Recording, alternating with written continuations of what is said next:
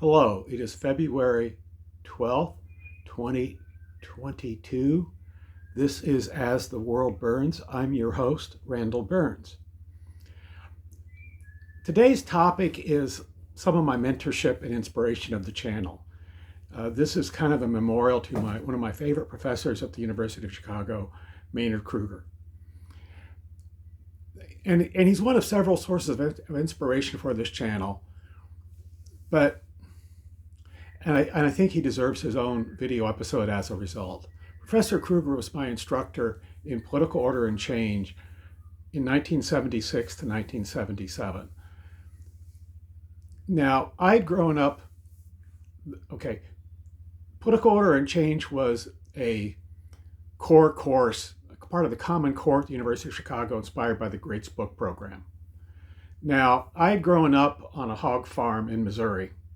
My father was a pipe fitter and had been a struggling student as a youngster and a track star, though he did have some upper middle class and even upper class relatives. But the crowd his friends that I grew up with, one or two exceptions, were not really, were fairly blue collar. Okay, he had a couple friends from high school that were more upper middle class, but the rest were pretty blue collar and or redneck. And the University of Chicago student body at the time I got there was overwhelmingly either upper middle class or the offspring of academics, including some pretty noted academics, actually. And they were coming from kind of the suburban, urban, upper middle class. And this was a real culture shock and adjustment for me. And I'm very grateful to Professor Krueger for helping me make the adjustment. And he had been in Chicago since the Hutchins era, which was when they were trying to promote the great books idea, which is still around but didn't catch on like Robert Maynard Hutchins had hoped. But he had been part of that. And as part of that, his teaching style, he spent an enormous amount of time with the students, helping them with their writing and argument, which is something I feel I really needed at the time, and I benefited from greatly. And I hope this channel reflects some of the effort that he put in, because he really did spend a lot of time and effort with me. Professor Krueger was a friend of George Orwell and Arthur Koestler in Paris in the 20s and 30s, I think, and that was terribly impressive to me as a 17-year-old at the time, because I'd read these books in high school, and to see someone who actually had a connection to them was, seemed very glamorous to me at the time. Now, Professor Krueger was an anomaly. He was an economics instructor who had actually influenced national policy in a significant way and had time to reflect on what he had done. What a lot of people miss is that FDR's New Deal was basically a regurgitation and bastardization of the 1928 and 1932 Socialist Party platform under the leadership of Norman Thomas. Now, Professor Krueger was the research director in charge of those platforms, so he had a major influence.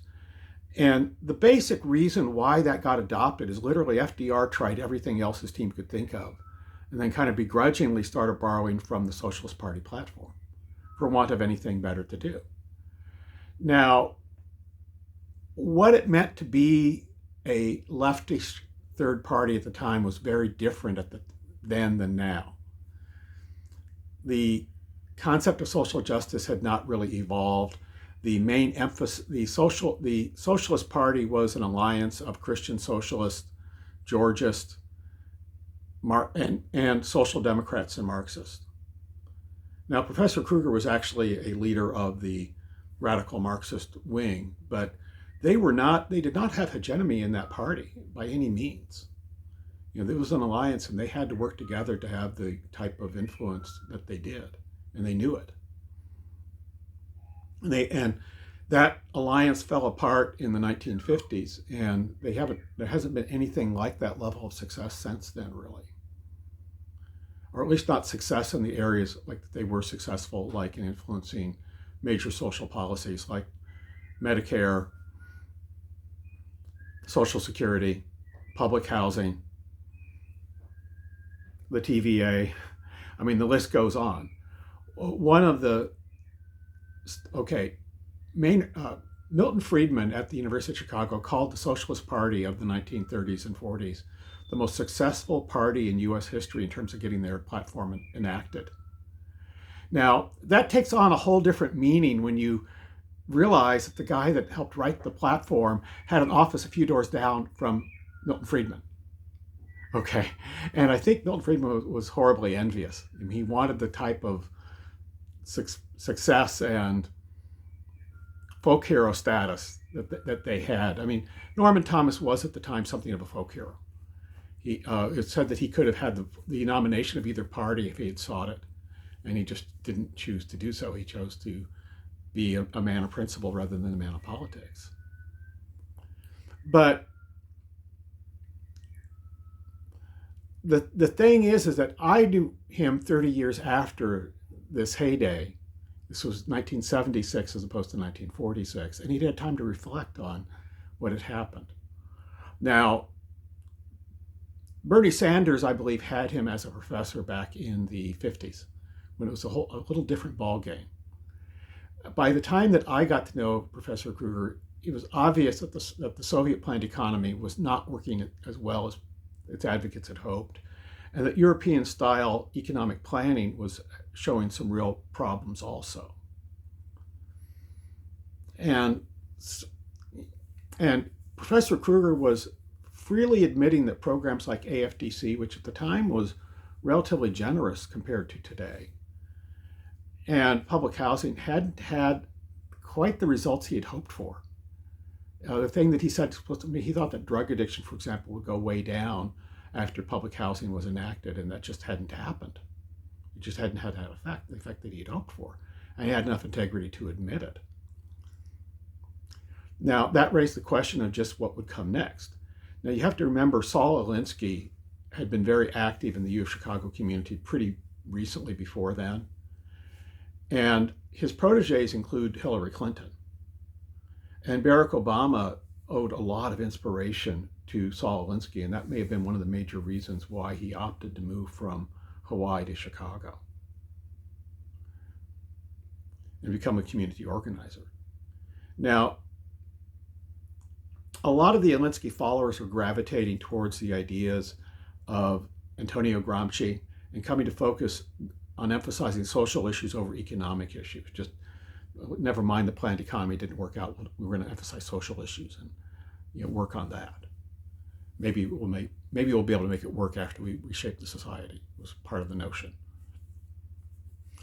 But this got so extreme when George Soros says, well, there really isn't that much difference between Barack Obama and Mitt Romney, at least on the economic front, which is very telling, right? I mean, these are people willing to play ball on that front.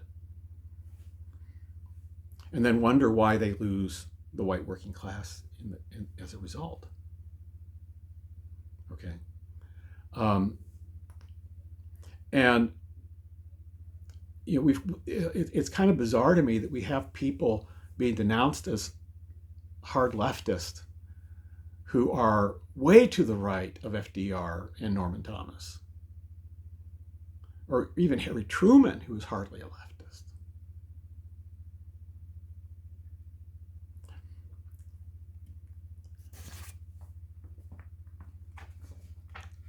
But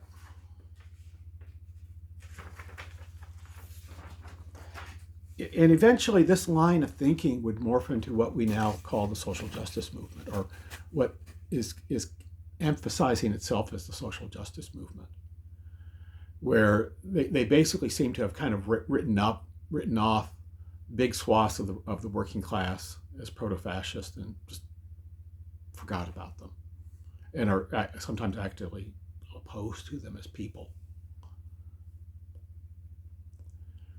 Now, Professor Krueger was thinking more along the lines of how to improve economic policy. And the way he described my own ideas is I was trying to improve government so that it could do more at the time. I was familiar with the work of Stafford Beer, who was at the time or around about that time had been working with the government in Chile to try to do an alternative to Soviet-style central economic planning. That got interrupted by the CIA. It's an interesting what-if question had it been allowed to proceed.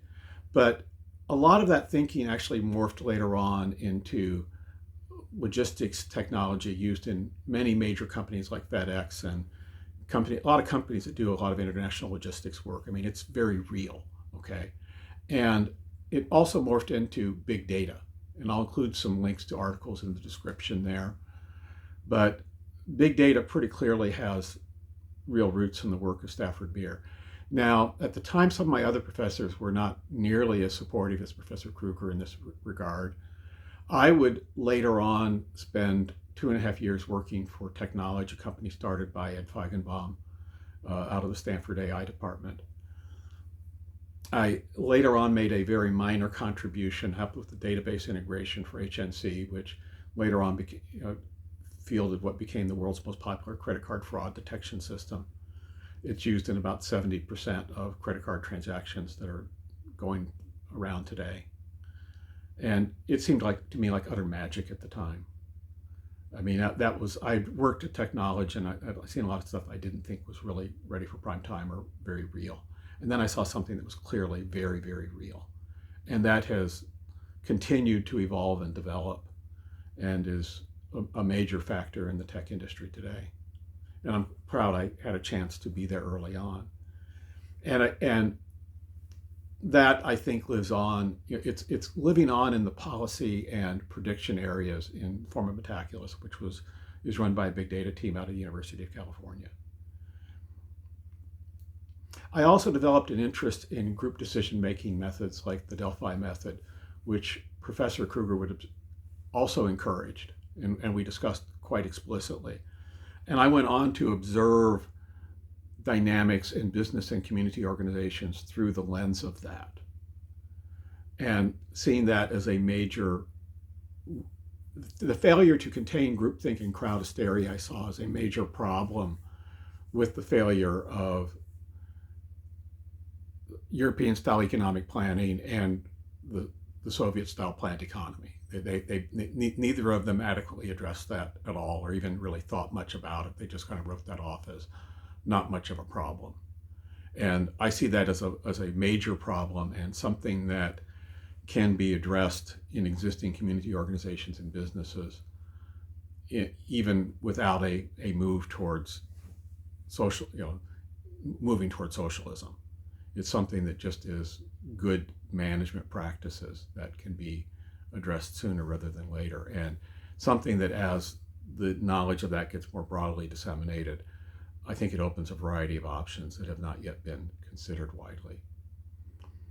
So that gives you a little bit of the background on what brought me to the range of interest that I have in this channel. Please do hit the like button, please. Suggestions for future episodes are welcome. I will be back again soon with more episodes.